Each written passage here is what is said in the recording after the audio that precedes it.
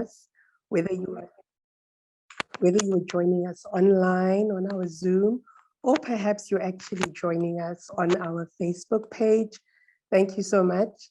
We hope you'll enjoy this afternoon's conversation.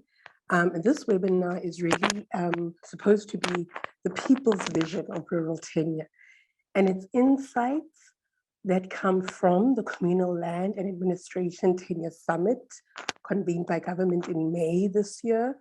But more broadly, it is also a conversation with a number of conversation starters who have been generous and gracious enough to join us.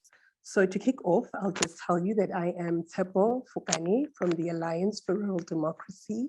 We are a cross-section of academics, NGOs, grassroots structures, attorneys, whose focus has been on the former Bantustans. And obviously our key areas, summary, would be land, mining, and rural governance.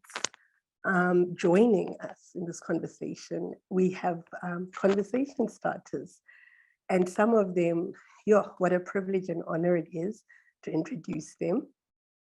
Kicking off with the conversation, we have Ms. Nomboniso Gasa, a feminist, researcher, writer, political analyst, and an activist. She has an incredibly unique contribution that she's made to academic work, policy reform, activism, and really has taken many years, dating back all the way to the 1990s to present day, to bring her voice to really important conversations. She is very much widely published, cited, known, has done incredible work, more than anything, in highlighting, amplifying women, rural women, our role, our work, and what it is that we contribute to society. Alongside her is Ms. Ayanda Ngubo, who is an attorney and a partner at Weber Wenzel's Pro Bono division. Ms. Ngubo is not just coming to us from Weber Wenzel, she's also a trustee for the Rural Democracy Trust. And so that means that our trust really has trustees that are people who've lived and worked, this issue around, people's vision and making sure that we amplify voices from below.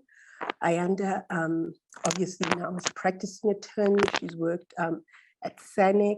She has also returned back to Weber Wenzel in a different role, but these are not issues that are new to her, because she does have an extensive history and focus on CPAs and trusts and communal land holding entities. And then rounding up our conversation is Mr. Mulatelo Mohale, joining us from Nguzi Development Association, where he's a program officer. Nguzi is actually based in Limpopo, and it's one of the most prolific NGOs you'll find. It's because of Nguzi many years ago that today people living on the land are entitled to legal services, because Nguzi took on the state and said, we cannot allow, in this instance, farm owners to have access to legal services, but people on the land should just fend for themselves and won't be able to defend their evictions. In addition, Mulatelo is a writer, so I hope you're going to search him and read up on his extensive work. And he has several years of experience under his belt. This conversation, more than anything, is supposed to be informative and fun, and more than anything, push us towards an action point to say, we have seen many developments over the years on communal tenure. And at times, the state has missed the mark, and at times civil society and activists on the ground have had to step in and do more. So I just want to remind everyone of a bit of housekeeping, that you should please use the Q&A function to ask questions. Let's engage with utmost respect for one another. Anyone who is struggling can use the transcription services. We only have transcription in English. And without wasting much time, I will now introduce Ms. Nomboniso Gasa, and ask her to talk us through some of the reflections.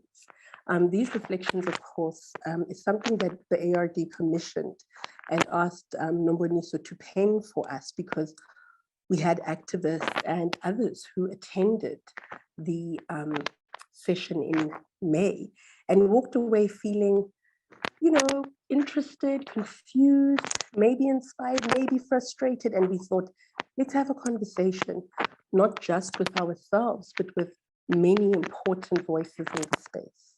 And Nomboniso, over to you.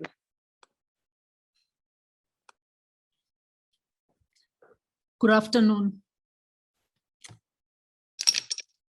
It's a real pleasure and an honor to be talking to you today and sharing my observations and my reflections, first and foremost, of the Communal Land Tenure Summit in May, and more broadly, the journey that has been very unsuccessful of securing communal land tenure in South Africa. From the onset, I would like to salute Mamusizani today, this being the Women's Month, the beginning of the Women's Month. I would like to greet everybody who has been part of this journey, particularly the women who have been at the forefront of this struggle, as well as many others.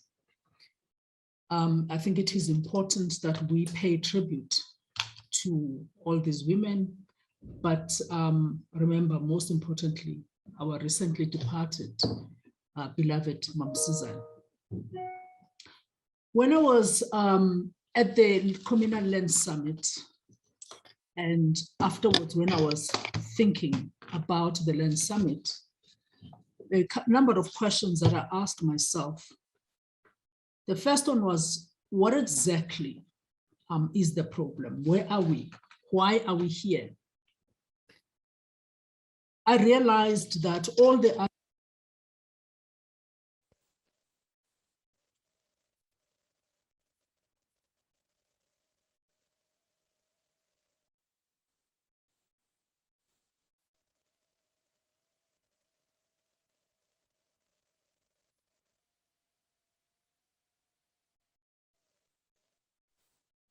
Hi, Ma'am Nomboniso. I'm sorry to stop you for a bit.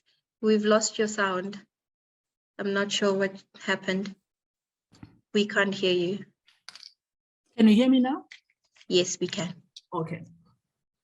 So I think for me, it's important that we restate the question, because misrepresenting the question and distorting it as often presented as issues around empowering traditional leaders and opposed by internationally funded and middle-class activists and so on.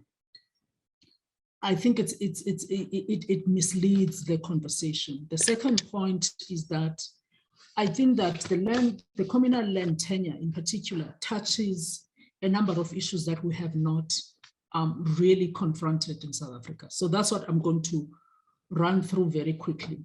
Before I proceed, I didn't catch the time that I have. How much time do you want me to talk? Hello?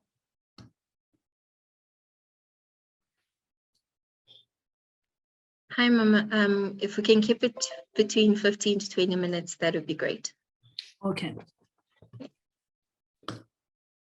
I think in the first instance, it's important that we ask the question, what is the problem? How did this problem arise? Why is it still the problem? And how do we get out of this situation? Many activists, progressive scholars and committed historians have written quite a lot about South Africa's land question and have gone into a detailed analysis and historical overview of how the land question began. They take it to pre-1915 and to right the present. I think our starting point has got to be understanding how the land question and the different facets of how it became, how it was done, but most importantly, how it has impacted people.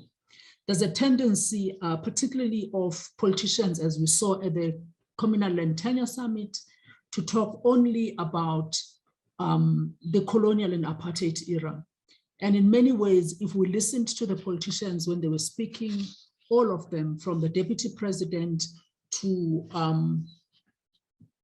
the ministers who presented and to the deputy presidents, as well as traditional leaders, there's a sense that they haven't played any role. It's as if when they talk about the land, the problems, when they talk about problems at the Communal and Land Tenure Summit in May, it was as if the last 20 years haven't really existed and that government has not really had the mandate of the constitution and election to try and deal with that legacy. The second point at the Land Summit was almost looking at politicians who are empowered to make decisions and who have made decisions and very specific choices, and repositioning themselves in terms of how they presented their talks as if they are still part of people who are in the quest for liberation in the struggle. To start with, the communal land tenure has been very much pitted as if it is an issue that affects traditional leaders as well as people who live in these communities, without looking at how, in fact, it is in the center of the land reform, redistribution, and rebuilding of the land question in South Africa. So the issue is not between traditional leaders and activists and communities in these areas. The issue is between an insecure communal land tenure system that government has failed to reform and the constitution. The issue is at the core of the promise, the South African Constitution, that promises freedom, that promises equality, that promises common citizenship and common and equal citizenship for everyone. It is about undoing and unraveling the way in which land dispossession and alienation came about in South Africa. So yes, we look at all that history, which has been written very eloquently by many scholars, but we need to understand why is it that this history is difficult. A number of scholars, Aninka Claessens, Ben Cousins, Nolundi Luwaya, and Sindisa Mnisi-Weeks and many others have argued that part of it is about understanding what communal tenure is about. It's about a society that has been shaped by colonial conquerors and apartheid oppressors in an image that was easy for colonialists to understand and control. So it's about a history that has been so deeply embedded that even that which is familiar to the oppressed, to us, the oppressed and the colonized, has been distorted and then given back to us as in a package that is completely unrecognized. How do we see this in the way in which traditional leaders understand their role, in the way in which we understand what a traditional leader is. We see this in the way in which we understand our families, in ways in which we understand familial relationships and the hierarchies in families. Most of us have heard our parents talk about who is the head of the family, and those of us who want to have a better, different and more inclusive family argue that no head can be on its own. You need the neck to help the head to communicate with the body. But what we need to ask is, where does this notion of a singular person having so much power and control in patriarchal family? And if we look at this, we will see that this notion of a monarch and monarchism that relies on individual and supreme being in terms of law and status is very much a legacy of apartheid and colonialism. So everything from the home to the village to the district and all these things have been centered around this person or these few people who have power, and then everything else trickles down. Their power trickles down to everybody. So these scholars have argued that, but our systems are not like that. That our systems are about sharing responsibility, are about co-owning responsibility, and about redistributing responsibility and power and resources, even at the level, starting at the level of the family. So us who want to see communal and tenure changing in South Africa, we really have to start by contesting these notions of customary law that are very top down, these notions of communalism that mean that all the other constituting parts of the communal do not have power, that the power is at the center.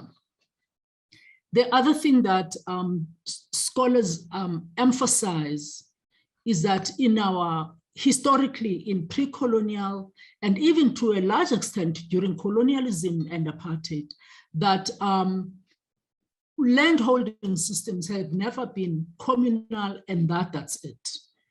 That the rights to community and communal and shared coexist with the rights that individuals hold in that. So it's both communal, shared, but it's also, and at the same time, individual. So one of the big mistakes that government has made has been to crudely interpret communal as not belonging to anybody, but belonging to everybody. As a result, they have this notion that there are boundaries, and these boundaries are very strict and they are very strictly defined between what is communal at the private level and what is, what is individual, which is at the private level, and what is communal, that is at the community level. So we have to have conversations and present our lived experience, what we know from our own families and communities and cultures, that actually the boundaries are not that strictly defined. It is a Western construct, this notion of boundaries that cannot be interfered with is a very is a legacy of a very possessive notion of ownership and space in Western societies. Because these issues have never really been conversed with by government and politicians that are now in charge of this. This rationale of monarchism, patriarchal centers of power, are not challenged in public discourse. So part of our our responsibility, I want to suggest, is to actually go into these conversations and show, firstly, what the Constitutional Court has been trying to do over time in terms of decisions and rulings that it has made, expanding the notion of customary law, expanding the notion of participation, expanding the notion of common ownership. The first thing that is very clear in the summit is when all the leaders of government and traditional leaders talk about the history. They all talk about, they say, well, the ANC has always been close to traditional leaders, and that traditional leaders have always played a very important role in the struggle. It's important that we begin to tell our stories about this and contest that history. That history is, it silences a whole range of issues. Yes, traditional leaders were part, the institution of traditional leadership was part of the struggle for liberation. Yes, they were very much involved, particularly in the early years of the ANC's, of the formation of the ANC. But it's also important to revisit that history and talk about the way in which the institution of apartheid, the system of apartheid, isolated traditional leaders that were standing with people against oppression. This being the month of August in which we celebrate those courageous women who marched to Pretoria in 1956, it's important that we remember leaders like Chief Moilo, who was one of the leaders who refused the mandate that came from Verwoerd to tell his wife to carry the pass laws. And thus, through his lot, his power, his influence with the women against the pass laws. We know of such leaders, but we also know what happened to them, that a lot of them were marginalized, they were deprived of their positions as by the state, as apartheid was trying to get leaders, traditional leaders that were malleable to them. So this history is contested, and I'm suggesting that we need to bring these contradictions because it is assumed by people who know and who should know better, who were part of the ANC and the national liberation struggle. It was the way in which apartheid practiced its system of division and oppression. It was to divide and to conquer. There were contradictions between communities as well, communities against the institution of traditional leadership. There were contradictions amongst traditional leaders themselves, and so on. So it never was a simple, straightforward, it's black and it's white, it's this side. It was never, these kind of lines that government seems to, or politicians seem to think exist, that there are strict lines, this side and this side, the left, the right, the progressive, the non-progressive, that the system had permeated and really infected every aspect and every level of our being. When we contest this narrative of traditional leaders who have always stood together with people, we are not denying the fact that some traditional leaders did. We know of the campaigns that led to the formation of Contralesa. We know of really courageous campaigns by people like Chief Moilo, not just about the pass laws, but also in communities where they helped the ANC to recruit youngsters who are going to go to exile, who are going to go and work some. So in the family, they would say, one son must go and work in the mines, one son must go to exile and all this. So we know that the ANC itself lived amongst the people. The recruitees who went to join Umkhonto weSizwe didn't come from the sky. They came from the communities, assisted by community members. But those traditional leaders, as it happened with Ngosi Albert Lutuli as well, those traditional leaders were largely marginalized.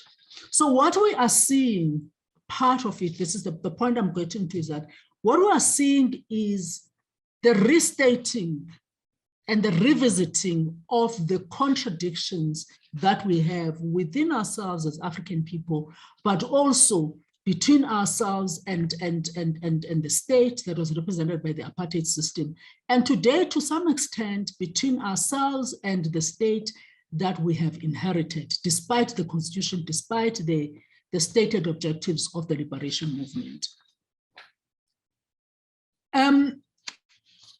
It's important that when we approach these questions today, it's important that we look at the way in which the damage of apartheid is not only intergenerational, it is also multi-layered, it's multidimensional.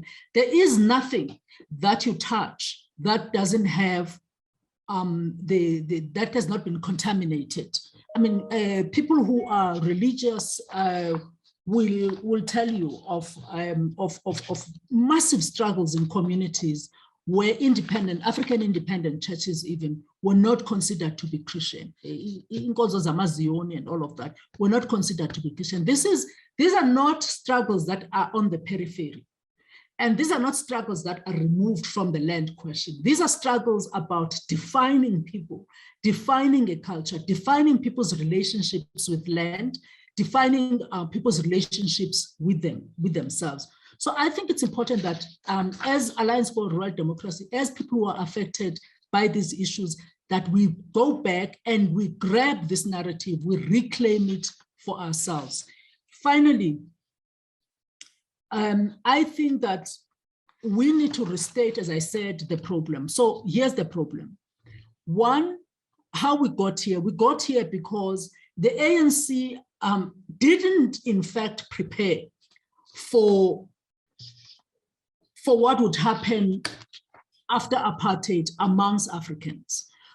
There wasn't as much work preparing for post-apartheid institution of traditional leadership and democracy at community level, as there was, for example, on issues around minority rights, the rights of minorities. You can see that in the Bill of Rights.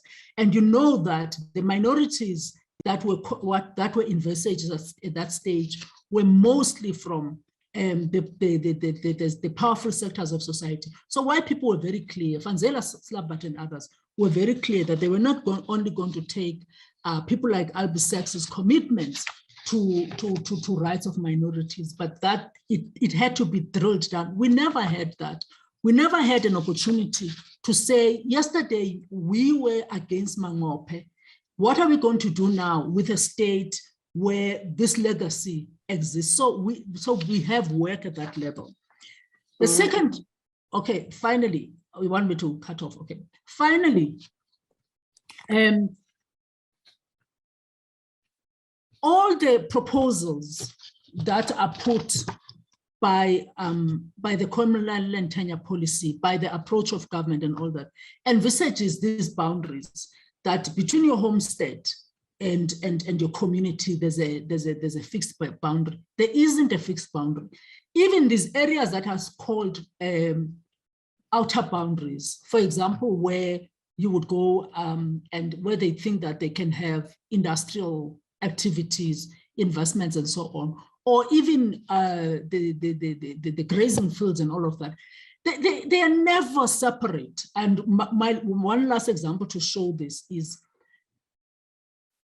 if I go home and I dream of my ancestors and I have to do something for my ancestors, and they say, well, you have to go to the river to greet your people in the river and all of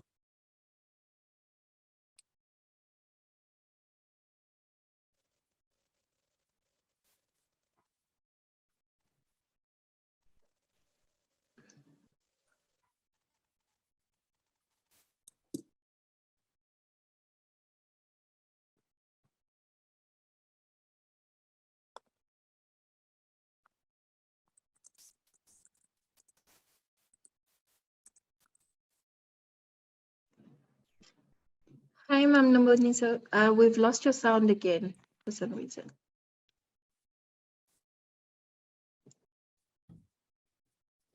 Okay, where did you lose my son? Okay, Um, anyway, I'm finished anyway. No, I think we'd really like to hear how you explained going home, greeting your ancestors, because it's a reality for all of us, you know. Yeah, and the thing is, some people, for example, bury in their yards. Some people bury in communal spaces. That graveyard is communal. The edge of the village where some politicians and private business people would see as zones for development and all that. There's a fluid relationship there. So I'm suggesting that part of what we do when we talk about, when we consider what to do, we need to restate the fact that we didn't work through these issues and get clarity during transition. So even though the law, the constitution is very clear, so section 25(6) is very clear on this. And post 1994, a number of constitutional judgments around deepening these rights are very clear. But the politicians have not worked through this. So the ANC as a political project doesn't fully grasp what is at stake here, because the ANC as a political project has allowed itself to take the notions of customary law, of custom, of culture, of neighborly relationships. They've allowed themselves to take those notions as defined through the legacy of apartheid and colonialism. So that's part of what we need to do. The third thing that we need to do is to restate what the Constitution says about these kinds of, about these rights, that these rights are inalienable. So if section 25(6) says a person or community, so that means each and every person in that community who's going to be affected by that decision has got to be consulted, has got to be part of the conversation. So this notion of politicians as representatives of people, it's important, they can make decisions, but the Constitution requires that all of us actually make these decisions. And I think when we discuss later about CPAs and trust and all that, we will have this conversation, because it doesn't really matter what structure is put in. The issue are the principles that we have to restate. We need to restate these principles, that these rights are inalienable and that we cannot transfer our mandate to representatives. Finally, I think that we need to look at this as a political project that we campaign for, and we restate the issues as a political project. We revisit how we want to engage with the public, with government and all that, because unfortunately, the decisions that are made in court are not necessarily being filtered to how we live our lives. So we need to figure out how we are going to engage with these issues. I haven't made a presentation that focuses on the laws and that focuses on how the apartheid laws affect us today, because I think we've had a lot of those conversations and we have fact sheets on this. I think what is important is to unravel this thing of customary law and this thing of the legacy of the apartheid and colonial, and how many of us even defend these systems because this is what we have been made to believe is the case. Thank you. Thank you so much for this incredible contribution. I just found my brain and ideas popping off all the time, looking at the past, understanding how we got here was really important in order for us to plan for the future, and having an honest conversation about whether or not the state was actually ever in the right place to lead us in this process and saying, hey, as the people, we have to remember this is our democracy, this is our country. Our inputs, our experiences are vital. And I really feel just so much like what you've touched on goes beyond what happened at the summit. You know, we've seen and understood over the many years traditional leaders saying, and members of Contralesa, you know, we'd like to see land being administered by traditional councils. And it's exactly what you're saying, which is that how would that play out? And more importantly, a lot of the people who we've worked with and women in these areas have always spoken out to say, I might not be protected at household or family level as a person. So thinking of tenure, thinking of this section 25(6) in a real way is really important. And I'm so excited that these conversations, they may seem old, but they keep being important and relevant because we're looking for the answers. And with that, I'd like to bring in actually Ayanda Ngubo, who will give us some insights, I think also because of her history and her experiences in communal and group landholding. Ayanda? Thank you so much, Tsepo. And it's so important, the points that Mam Nombonisa has raised, you know, and I was just saying earlier to the team that, you know, I've been out of the space for about 4 years and I just recently came back. And it's so disheartening to realize that we are still dealing with the same issues. The same issues of government failing to understand what exactly is customary law, and the fact that customary law is it's living, it's organic, you know, it's not fixed, and it's, you know, it changes, and it, you know, the fact that they still do not understand that, the fact that you know, land holding entities like CPAs and trusts are still in the same way that, you know, they were 4 years ago, in the sense that there's still no support, no form of support that is being given to these entities by the department. I mean, I've looked at the annual plan of the department and they rave about how much land they've transferred. I mean, land worth about 24 billion rands that has been transferred, that is sitting in trusts and CPAs, but they don't reflect on what type of support and whether those CPAs are really working, are things working? They haven't really reflected on that, and what type of support is being given to CPAs, because we've seen in the past, I mean, we've looked at the Mutlante report, and there's also the high level, the panel that was appointed by the president.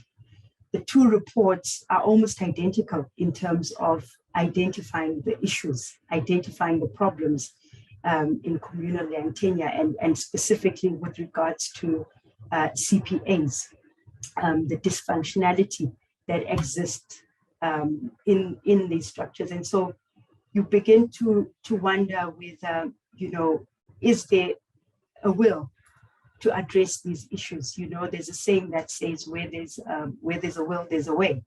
And so you start to wonder whether, is there a will amongst, you know, our leaders to address these issues? Is there a will to ensure that communities, you know, land is really transferred to communities and not to traditional leaders as they want it to be?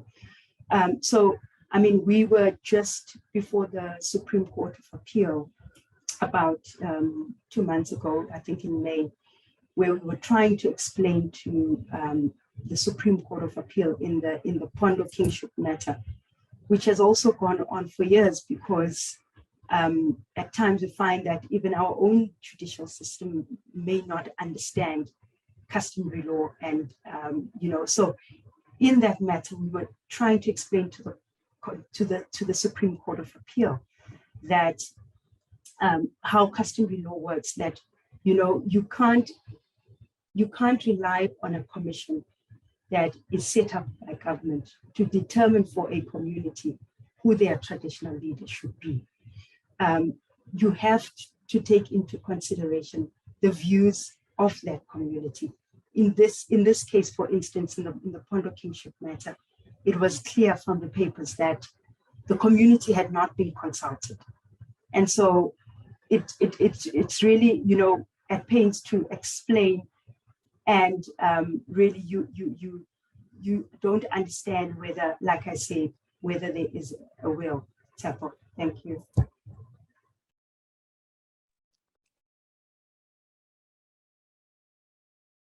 Oh, my apologies. Thank you so much, Ayanda, for that brief but insightful inputs. 24 billion, that blows my mind. Knowing that so many CPAs and trusts immediately after getting land then have to wrestle with debts, water bills, water use licenses, and then find themselves either leasing the land back to white landowners, or portions of the land actually gets auctioned to settle these debts. And what that means is that, in a way, we're working backwards, right?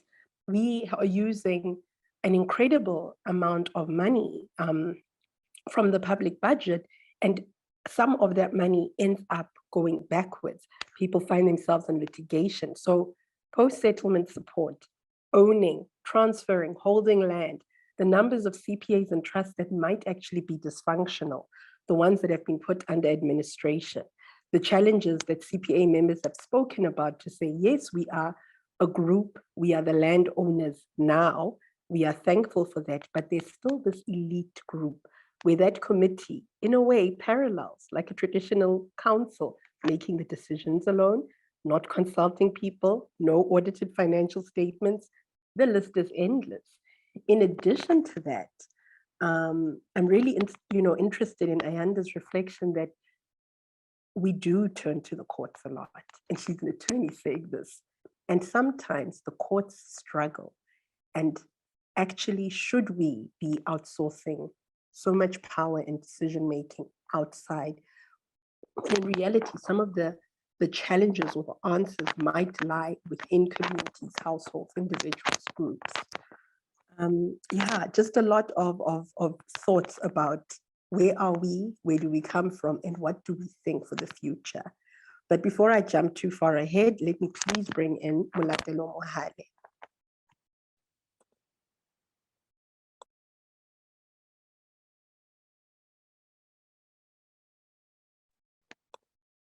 Mulatelo, are you still with us? Let me see. You know, technology is so unpredictable. And in fact, when it's a bit overcast like this, we end up having very delayed network. Mulatelo, are you able to unmute and join the conversation? Let's see. Whilst you are trying, what I will do is just maybe take a minute or two to reflect on some inputs from the chat and some Q&As. Morag Swanapool in the Q&A says, what, if anything, is COGTA doing about this? I hope that our panelists are also thinking about the role players, the decision makers, who's responsible. In addition, I'm now looking in the chat, and one of our first comments is from, let me see, we have Midubi Shabangu, who notes that the post-liberation politics have redefined the role of the masses as the new currency, yes, for electoral politics post-1994. Hence, what one can call a codified relationship between traditional authority and the ANC. What an accurate way of explaining what we have seen, the campaigning, the power relations, the blurred lines. Mudupi continues and says, more so, not even considering the historical role of chiefs who collaborated with apartheid. The question is it a lack of political will and/or enjoying the fruits of post-liberation pact between these governing and ruling classes in society? I'm wondering if there are any other questions or inputs. Yes, I'm just going to confirm for you, Baby Mahalidisa, our webinar is being streamed right now on our Facebook page. It will stay up there ideally for a very, very long time to come. So you will be able to reconnect if there were parts that you may have missed out and revisit, and you can definitely still post, questions much later, even if we're not in the space. I'm just trying to, yes, Mulatelo Mohale, I think you are with us. Let me ask you to unmute. I'm wondering if we can, yes, thank you so, so much, and over to you. Yes, thank you. Sorry for that. We just had a power cut here. Thanks so much, comrades. I'll just draw from the presentation of my fellow panelists. They've mentioned one area that is very important, that government has been negligent in taking its role and responsibilities in the communal areas. And when that happens, you will find that people that are suffering the most are those ordinary people on the ground. And to the best of my knowledge, the land parcel in communal areas largely are owned by the state, particularly Department of Agriculture, Rural Development and Land Reform, but under custodianship of traditional leaders, except some parts in KZN. So normally what we see when government is not playing its role is that you'll find traditional leaders and communities at loggerheads over governance, related practices and accountability in rural areas. For example, you'll see in some areas where people are forced to pay tribal levies, irrespective of their status in the communities. Even if you are an orphan or you can afford tribal levies, you are forced to pay those tribal levies by the local practices. And in some areas, you'll find widowed women subjected to certain restrictions, such as movements. They can't go to work when their husband died. They can't scream or shout in the evening and so forth. So often when people are trying to be resilient, you'll find that there is level of violence and abuse from those that think they are in power, because in practice, they reduce those ordinary people as occupiers, as opposed to people that have equal land rights to the traditional leaders. So, and the other issue is that when such illegal practices happens, there is a saying in my language that is very popular in the traditional leadership circle, that so you must always align your perspectives to the traditional leaders. If you are pushing a different agenda, you may as well leave their area, because they deem the communal land area as theirs and not someone else. So we also see when large-scale investment projects are introduced, you will find that only traditional leaders get consulted, because investors and the state feel like traditional leaders are the sole structures that can be consulted in such areas, leaving out people that will be affected by such large-scale investment projects outside of the process. And we're also seeing in some parts, especially in Limpopo, where land occupation is rife on private land owned by the CPAs. This is allegedly in some parts orchestrated by traditional leaders because they are in the periphery. Those farms are in the periphery of the so-called jurisdiction of traditional leaders. And organs of states such as municipalities, instead of being part of solving the problem, they will instead install basic services and not actually solving the issue that is at hand. So when people like I would say activists and people are resilient and also in those areas, you will find that the justice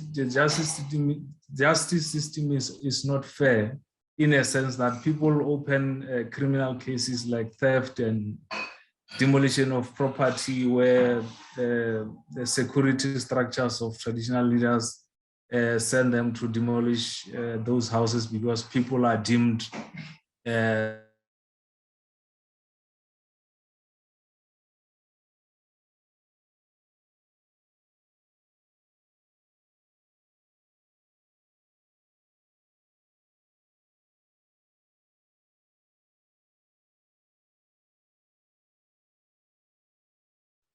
Hi, Mulatelo. I think we may have had a glitch. Please unmute and continue.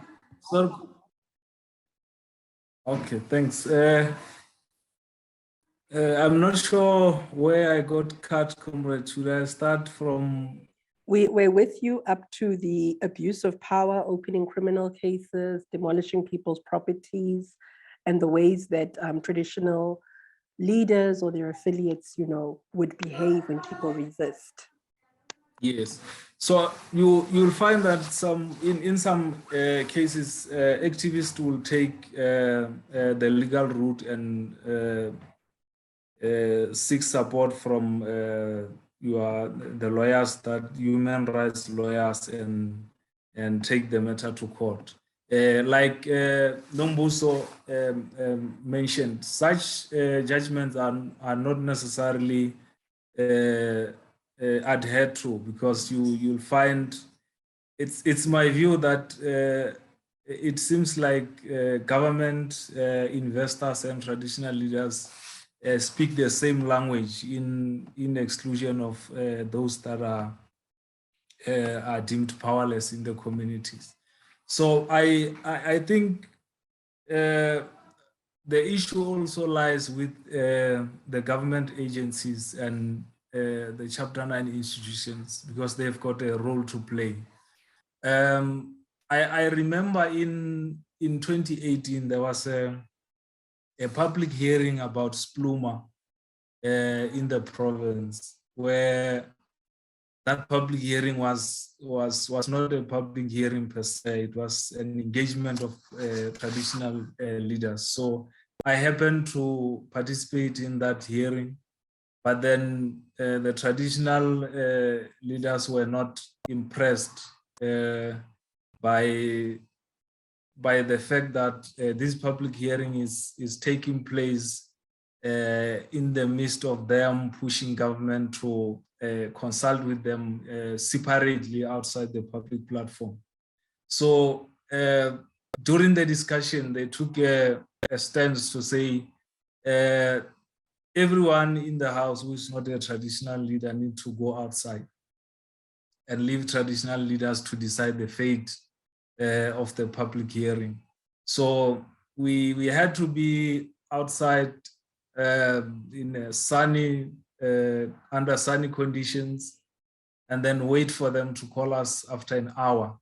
And when we came back, they said the public hearing is postponed to a date that is not yet confirmed, only to find that they've made an agreement with the government to have a separate engagement that we won't be part of. Up until today, to the best of my knowledge, that public hearing has never happened again.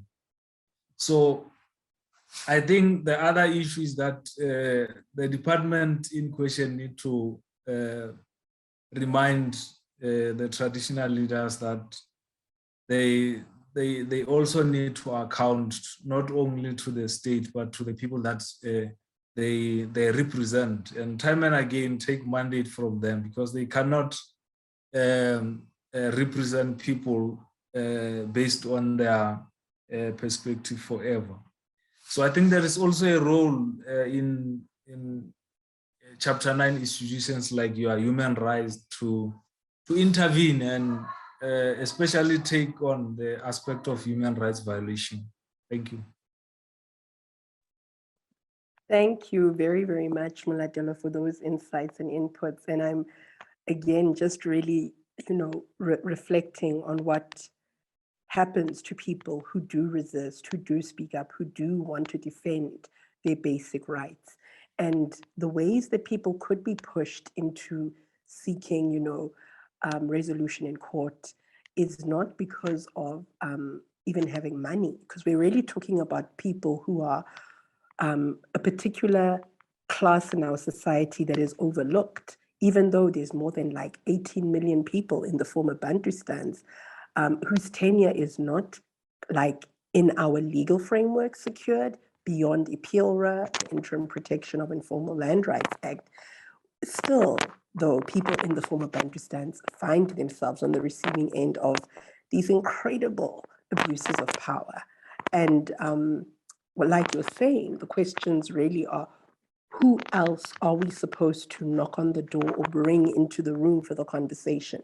And we do need more oversight. We do need more people to be eyes and ears and ensure, because we can't just entrust this to happen on its own. As much as you and other speakers have reflected, I'm thinking now of Nomboniso saying, they have been incredibly important and progressive traditional leaders and members of traditional authorities.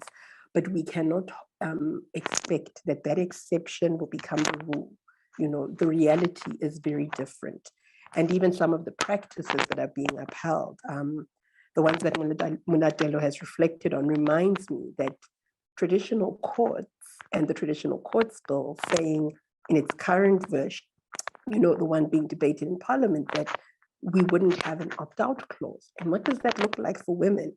And I'm also thinking of other people who have spoken. I'm thinking immediately of Nolundi Luaya, who always says, your geography in South Africa does determine the kind of country you live in. And I'm thinking I could be right now in this city having access to legal services and protections. And as soon as I go and visit any of our family homes in a rural area, immediately then I'm becoming a second-class citizen. But not to steer the debate away from the people who have joined us. We have some more comments and inputs.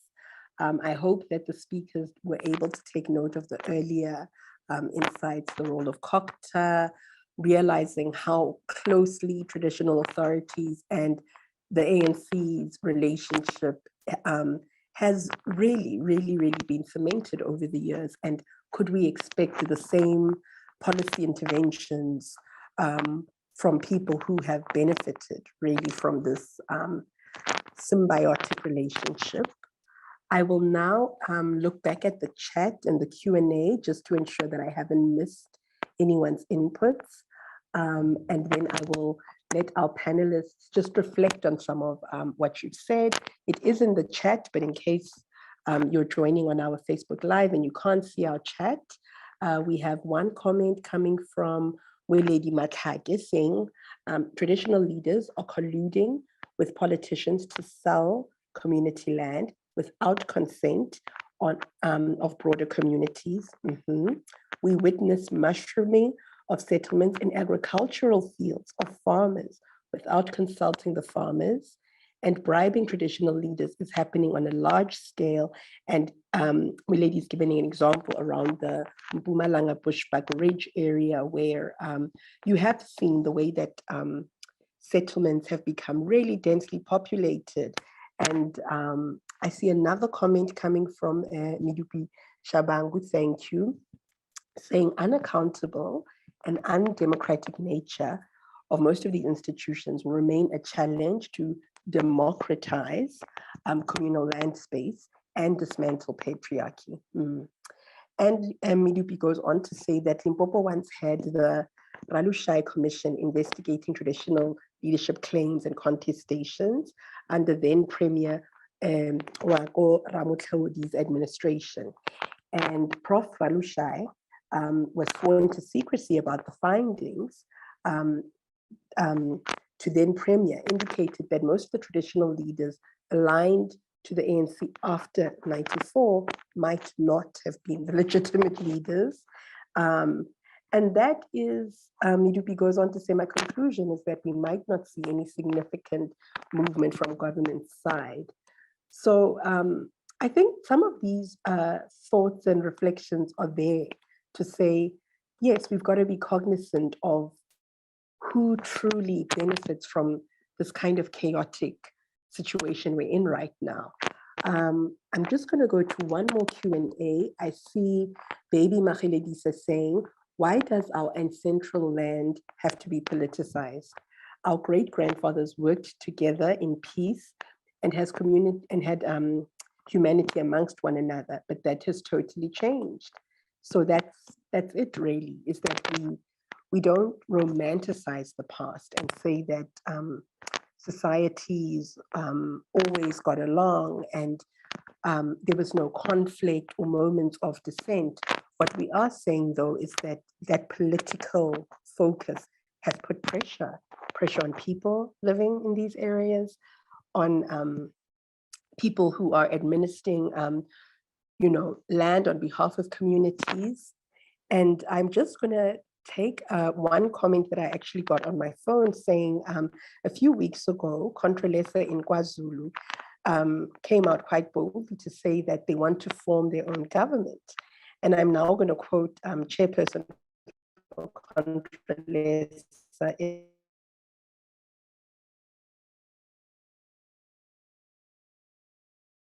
KwaZulu, Inkosi Thulasizwe, its own structures of government, especially on remuneration and security arrangements. And we know that there's been, that history of the Indunas KwaZulu, not all of whom had been paid for a period.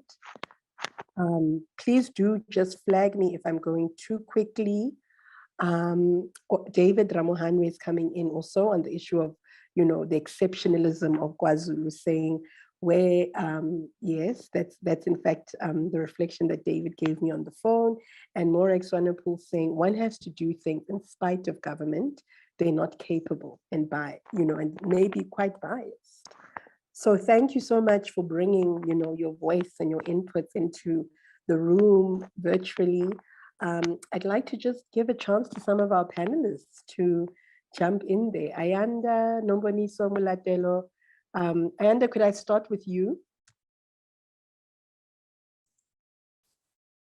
Thanks, Tepa. Thank you very much. So I fully agree and, concur with the notions that have been raised by people on the chat group. The questions, the concerns that have been raised are really, what we're currently dealing with. And I think for me, the moment that, if I can put it this way, the moment that the traditional leadership system became politicized, that's where problems began, because now you find government appointing traditional leaders, which is what, I thought,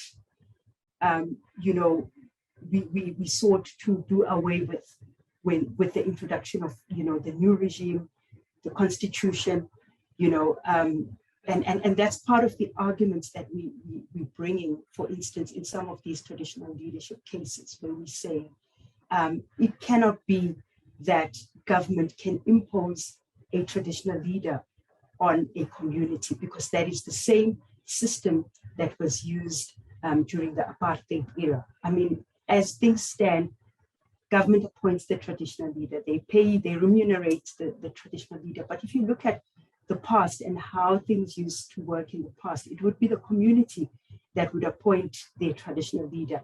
In fact, the community would take care of their traditional leaders, and they didn't have to be, remunerated by government. And so the interests of the traditional leader would obviously be then towards his or her community, as opposed to, you know, their funder now, if I could put it in that way, which is government. And what we've also sought to demonstrate through these cases is communities have always had their own dispute resolution mechanisms, in terms, you know, taking into account their customary law processes. I mean, if you look, for instance, in the Amambondo case, for instance, they had their own way of resolving disputes, and they would even invite traditional leaders in surrounding areas to help them resolve a dispute. And so the notion that government has to come in from above and determine a dispute, or determine who is the rightful king and not the rightful king, then is a bit, you know, it's problematic, and it does not then, you know, move away from the apartheid type of system, which would come in and impose a traditional leader on communities. That then trickles down into then the issue of traditional leaders feeling that they need to own the land, and they need to enter into agreements with private companies, or, you know, to try and benefit from that. And then it just, you know, it trickles all the way down from what I've said to, you know, traditional leaders feeling that they should own the land and that they should own all the resources. So I think, for me, really, that's where the problem starts. Thanks, Tebo. Thank you very much, Ayanda. I'd like to then bring in Mulatelo, and I'm wondering if you might touch on Morag Swanepoel's question around COGTA. Do they have any role here? What is happening? Because of the way you have explained the immediate ways that we see that people who are not born into these families are really disregarded. Yeah, thanks, Tempo. Yes, I think COGTA has a role to play. And I think apart from just building those 5-star traditional council premises, they have got more to do to actually address issues that affect people, not only to be seen as supporting traditional leadership structures in the midst of all these violence and abusive practices that people normally mention. And I think it's too soon for Department of Agriculture, Rural Development and Land Reform to just dump ownership of land in communal land to the traditional leadership without actually capacitating those structures and ensuring those structures are democratic and also considerate to the realities of people in the rural settings. Thank you. Thank you very, very much, Mulatelo. So now I'm going to circle back to, you know, our conversation starter, Nomboniso. Specifically, it's a comment that we had offline and now shared by Constance Mukhale, who is the national coordinator for ARD, saying, what would be the immediate strategic action for us as the ARD, the pressure points, what is it that we can now do, realizing this is the direction we're going in?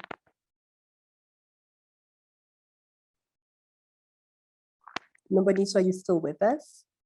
I know technology can be very uncertain some days. So we spoke a bit about it today in this discussion, about how government doesn't really respect decisions of courts, or doesn't necessarily abide by those decisions. So what are we going to do? Somebody else said we should not focus only on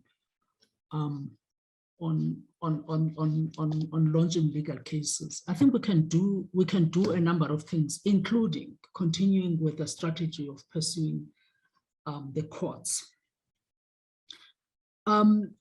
Firstly, I think it's important for activists and communities, especially, to refocus the debate, the communal land debate, and the land debate as in general as political. We need to reinsert it as a political conversation that has to take place between South Africans and those who make policies and govern us. So if we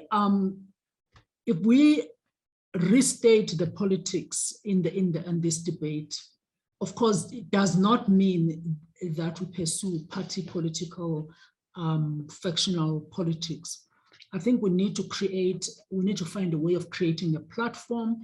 And I don't know, I haven't been following a lot of the work that ARD is doing, but I think it's important to strengthen the ties that we have with other organizations and to put up a political platform. And that political platform should be basically recalibrate and refocus the land debate as political, as touching the communal land debate, as touching between government and the constitution and the people of this country. Because it is, even though it's obvious to us and it's visible because people live it, those we love and our families live it, but it affects, yes, it affects a third of South African citizens, but most of those citizens are very poor and they live in marginalized communities in rural areas. So your kind of mainstream debate tends to miss it. So we need to bring it into the center of public discourse in South Africa. The second issue is that my conversations with people have tended to say that, look, we don't want to talk about communal land because really that's about culture and African culture and so on and so forth. And we don't really want, to step on people's toes. So I think it's important that we crystallize what the issues are for ourselves, for the people that we work with, for the communities, but also find a way of reaching out to those who are very influential in this country, including the mainstream media, which is not very keen on doing work sometimes. So that's the first thing, restating this as political. The second issue that I think is important is to crystallize and bring a summary of all the stunning work that has been done by communities, by activists, by organizations, and by academics who have been part of this. So if ARD were interested in pursuing this, you could in fact look at the high-level panel and the recommendations of the high-level panel and see how you pull them out of the websites and bring them to people. There are a number of ways in which you can do this. You can prepare, okay, you've got the fact sheets from Custom Contested and those kinds of publications, but you can also prepare talking points, small podcast points, voice notes and so on that you can use in community radios especially, and others. But the point is that you use the media that people use and you restate some of these issues. Okay, what is communal land about? How do you secure people's tenure of their land without necessarily discarding some of the attractive aspects of it that don't necessarily reduce it to property? What kind of protections could exist besides what people tend to think is the obvious, which is a private title deed? The conversations around that would be very important if you were to link up with activists in different areas, because with technology now, it's easier to talk to people. So you have TikTok is 2 minutes. So you could use TikTok. You have an ARD channel on TikTok. You come up with a creative way of putting these issues across for people, so that we are not only talking about these things in conferences and in academic halls. We actually are talking about them, with people who can also. You can have a TikTok competition, for example, that says, put up videos of what you think about communal land tenure, so your own experiences, all of this. The policy platform, I think it's important to have a policy platform. If you're restating these things as political, you look at what are the options for communal land tenure. What would it mean to make decisions? If government says they will give land to traditional councils to administer, what does that mean? And why is that problematic? Or how could, all of those kinds of conversations. The truth of the matter is that we talk a lot about politicians who do not care and so on, but I think that the truth of the matter is that the ANC, especially, there are no new ideas that are going to come out of the ANC, whether we like it or not. And so far, it is the ruling party. There are no new ideas that are going to come out of the ANC. There are no new ideas that are going to come out of the DA. There are no new ideas that are going to come out of Action South Africa. There are no new ideas that are going to come out of EFF and all these parties. EFF talks about land at the level of rhetoric. But if you were to say, let's interrogate how people live in rural communities, how people are affected by this insecure tenure, how does it manifest? What is people's relationship with land? How do you protect that dynamism and so on? So I think it's important to come up with that policy platform. I think also ARD and those who want to see this change need to start thinking about what are the principles that bind us as we talk about communal land tenure. If we say that communal land tenure protects all rights, all intersecting rights, your rights at a family level in terms of land, at a communal level, all these intersecting rights, how does that look like? So we have to come up with these broad policy principles to say it cannot be a communal land tenure that is secure if it excludes this, that, and da. So we need to come up with those kinds of principles.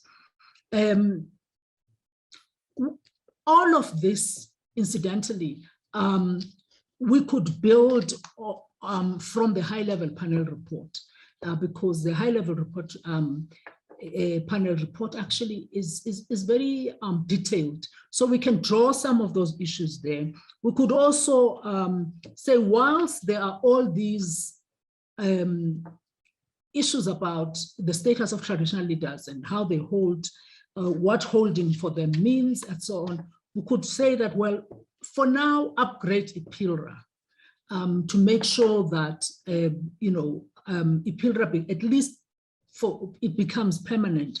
So you don't have to have this regular renewal and so on.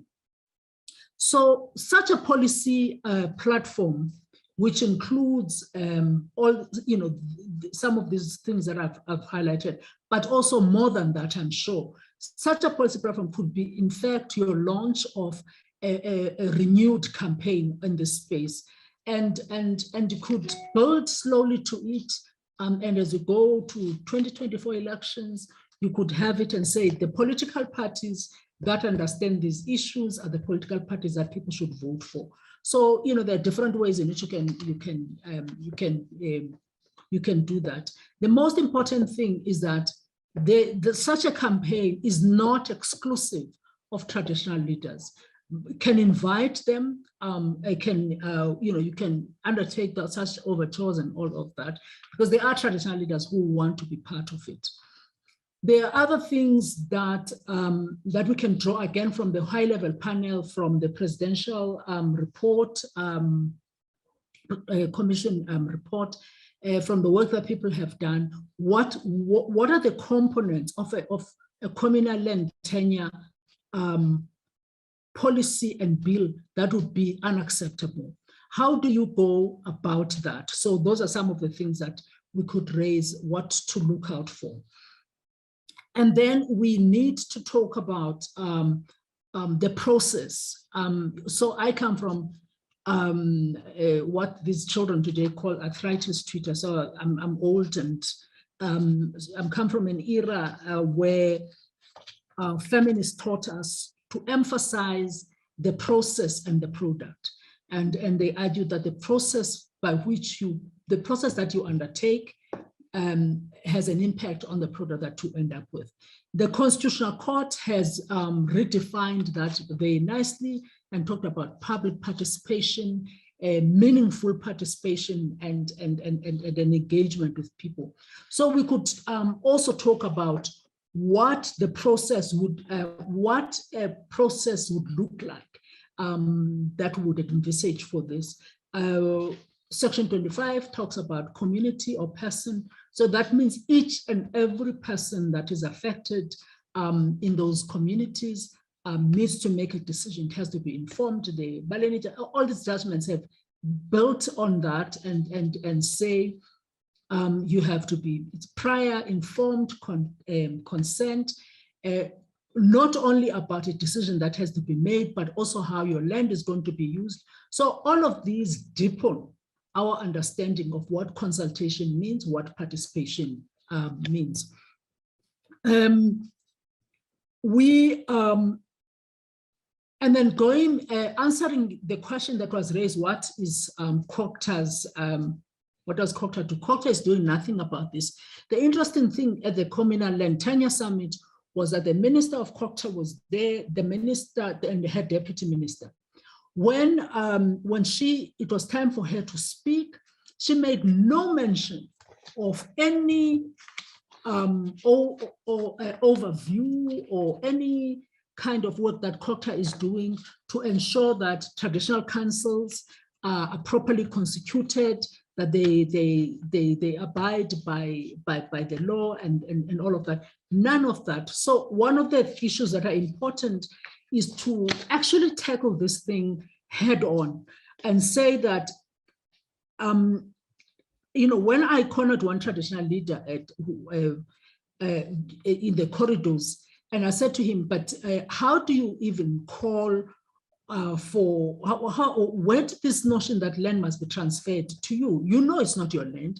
And then he says, yeah. Look, we can discuss that. But right now, government has told us that they're going to transfer this land to us, not for us, but to administer. So that's a myth. That's a myth that administering land is not the same as maybe taking all sorts of privileges as if you own it. We know from our experiences that are well documented that a lot of traditional councils that have made decisions are not necessarily owning. They know that they don't own that land, but the way in which administering and ownership and custodianship have been blurred, those lines, it means that it no longer makes any difference. And that's why some traditional leaders say, okay, once we don't have a conversation that is clear, decided about ownership and transferring of the title to us, at least they can give us that land to administer at this point. And we need to have conversation about that. Firstly, that administration by traditional councils has often not made any difference between administration and ownership. Key decision making has relied with the traditional leaders who use traditional councils as rubber stamp. So we need to be very clear, we need to have a conversation about that.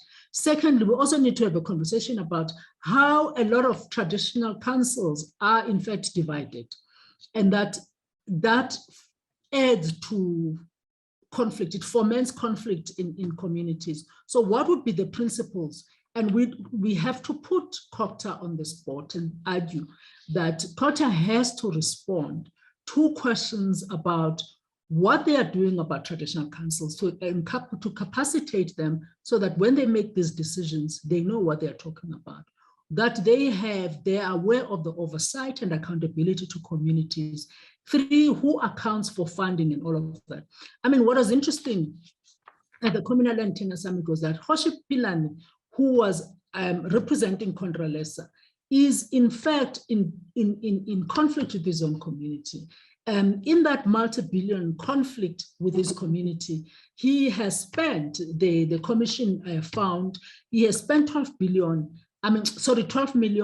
in court cases against the people who own that money. So we need to be, we need to get into some of these difficult issues. And then the basis of that can be for campaigns. I don't know if you have the energy, the resources, and the reach to have a shutdown, a national shutdown on communal land, but it would be something that you want, that we might want to consider, where one section of the Constitution has been totally ignored. And what are the implications of that? The implications of that can come in your small TikTok videos and other videos, where for 2 seconds, people talk about how their land is insecure, how the court decided that Ingonyama Trust should refund people. The minister went on TV and everywhere and said they would make sure that that was done, but it has not been done. Also, the fact that the community was left to ask international funders and donors to help them, when in fact government should have stepped in and said to Ingonyama Trust, but you can't do this. So roughly, Connie, those are some of my very unrefined ideas. But basically, it's about building on the work that has been done. There's stellar work that has been done in this field, and we need to find a way of popularizing it. Thank you. Thank you so much, Nomboniso, for those insights and inputs. And some of those are really actionable, interventions. And I know that the ARD will also be attending in about 2 weeks' time, the failed tenure conference that's being convened by PLAS, LARC, LRC, SWAP. I'm sure some of you may have already seen the invites going out on social media. I hope you'll definitely register, log in, join us virtually, because this isn't a conversation that would end today. I really enjoyed the input saying there may not be any new ideas coming from political parties. So let's put them to terms. Let's let them know what we want, what we demand, and be as political, because we can't escape how political land is. We are not going to ever get over the fact that the land question is the question that we need to answer. And we, people who live and work in communal areas and with people who have rights in these areas, are saying it's not enough. Just to reflect on some of the inputs that have come in from the chat, people have reflected on, the ownership, people who had, areas where they've been outright purchase of land, and then you find maybe that process gets hijacked by traditional authorities. Then the interplay between land, minerals, property rights, I suppose even water reform, how important it is as well. I see the input from Mutlana Lulebete saying we do need to bring COGTA on board also because of the role that they play in municipalities. And yet municipalities tend to be this island away from land reform. And just so many other really insightful inputs. We will be very happy to put a copy of our chat up on our social media pages, just in case we never got through to everyone's comments. David Ramohanwe and Lebohang Boysen mentioning how important it is for us to engage traditional councils, but also to say we're not happy with the 60-40 split. We don't feel like that would be a good reflection of our communities and decision making, and making sure that we are saying we want and we demand much, much more. And thank you again to every single person who has joined the conversation. I hope you won't feel that I did you an injustice if I didn't specifically go through your comment, but they are all really important and you've kept this conversation alive. As the ARD, we're going to go into action mode. We also know that in like about 2 weeks, LAMOSA will be holding their AGM. And we know that LAMOSA had been, you know, really at the forefront of fighting for restitution in the Concord. So this conversation isn't happening in a vacuum. There is lots of things happening around us that tells us we need to recalibrate, as Nomboniso is saying, recenter, refocus, come back to who we are and what it is that we actually want, and many other really actionable items, taking information to people, reaching youth, making things accessible, bringing many people into the room for conversations, and where we find allies working alongside it. And we may find many allies in this conversation who wouldn't be people we would normally think to, you know, approach or align with. So I think it's also saying to us, beyond activism, just in a practical sense, bring this conversation out there. Because what's not nice is, you might have seen, if you're in, you know, our audience, that, you know, some members of civil society organizations find themselves under attack and people worry about the way and then think that means you can remove the conversation, what I want to say, from something as silly as the inflection in my voice or how someone else presents, you know, themselves. And so we're saying as civil society, specifically people who are in this space, that we live and work this reality. And it is the shame that we have to go out there for funding and protection, when in fact the state should have been the first to safeguard these rights for us. And it is incredible to realize that the state has made that decision on its own, that it would at times be okay to come up against us, to label us, to call us names, to have sometimes people being intimidated. Human rights defenders have spoken over and over about this. And it's really just to say that these conversations aren't happening alone. They're not isolated. And I feel really like this conversation we've had this afternoon has helped us to think big and small. And I hope you can locate yourself in that conversation and that you'll feel inspired to continue the work, whether you're in civil society or outside of it, but just participating, being in our country, having a say on what happens, how it happens, and what we think, and reflecting, like our speakers have said, on our lived experiences and realities. With that, I want to once again just thank all of our guests who joined us online, and also those who will later log on to our Facebook and catch up on the conversation, and very much to thank our panelists, our conversation starters, Ayanda Ngubo, Mulatelo Mohale, and Nomboniso Kasa.